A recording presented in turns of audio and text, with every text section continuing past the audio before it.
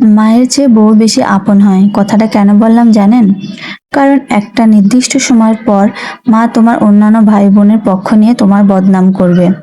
টাকা না পেলে খারাপ ছেলের পরিচিতি দিবে, ইনকাম না করলে খোঁটা দিবে, কিন্তু বউ কখনো তোমার বিরুদ্ধে কোনো কথা বলবে না। মৃত্যুর আগ পর্যন্ত তোমার ভালোটাই চেয়ে যাবে। কথাটা শুনতে তেতো হলেও এটাই সত্যি। হ্যালো এভরিওয়ান, কি অবস্থা সবার, কেমন আছো?